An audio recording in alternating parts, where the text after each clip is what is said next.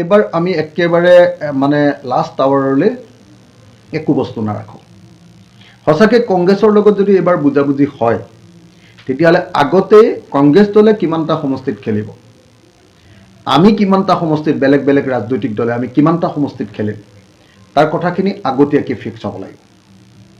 আগতীয়াকৈ ফিক্স হোৱাৰ পাছতহে আমাৰ মাজত আকৌ ইউনাইটেড প্লেটফৰ্মটো গঠন হ'ব লাগে। নহ'লে আকৌ গোটেই বছৰটো ইউনাইটেড প্লেটফৰ্মত কথা পাতিম আৰু ইলেকশ্যনৰ সময়ত আকৌ আপোনাৰ কি কৰিব, এক নম্বৰ কথা যে পিছত গৈ আমাক ছিটবিলাক এৰি নিদিব, এক নম্বৰ কথা। দ্বিতীয়তে আমাক ছিট যিকেইটা এৰি দিব তাতো আকৌ বিসম্বাদী মানুহক উঠাই দিব, কৌশলপূৰ্ণভাৱে আকৌ আমাৰ ছিটকেইটা দিয়াৰ পাছতো আকৌ এৰি নিদিব।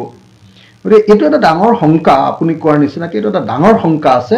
আৰু সেইকাৰণে মই স্পষ্টকৈ কৈছোঁ যে প্ৰথম এখন আমাৰ ন্যূনতম অমৈহতীয়া কৰ্মসূচী এখন, বিৰোধী পক্ষৰ সকলোৰে এখন ন্যূনতম অমৈহতীয়া কৰ্মসূচী, আৰু কোন দলে কিমানখন আসনত ইলেকশ্যন খেলিব আগতীয়াকৈ আসনৰ সংখ্যাটো ফিক্স কৰি দিব। কেণ্ডিডেট কাৰ কি হ'ব এইটো বেলেগ কথা, কিন্তু এইখন আসনত আপোনালোকে, এইখন আসনত আমি, এইখন আসনত আমুক দল, এইখন আসনত তামুক দল, তেওঁলোকে সম্পূৰ্ণৰূপে আমি এইটো ফিক্স কৰি ল'ব লাগিব যে কংগ্ৰেছ দলে কেইখনত খেলিব, ৰাইজৰ দলে কেইখনত খেলিব, অসম জাতীয় পৰিষদে কেইখনত খেলিব, CPI-M দলে কেইখনত খেলিব, CPI দলে কেইখন খেলিব, CPI-ML দলে কেইখনত খেলিব।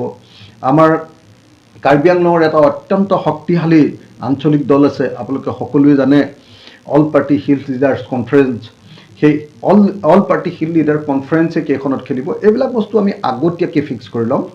আৰু এইবাৰ যাতে কোনোপধ্যে আৰু ভুল বুজাবুজি নহয়, আকৌ যাতে শত্ৰুপক্ষই বিজেপিয়ে যাতে আশ নাপায়, আশ পোৱা বুলি যে কয়, বিজেপিয়ে যাতে আশ নাপায়, তাৰ কাৰণে আমি এবাৰ মই ভাবোঁ যে কমন মিনিমাম প্ৰগ্ৰেম এটা আৰু কোনে কেইখন আসনত খেলিব তাৰ সংখ্যাটো আগতীয়াকৈ ফিক্স কৰি তাৰ পাছতহে আমাৰ ইউনাইটেড প্লেটফৰ্মটো তৈয়াৰ কৰিব লাগে।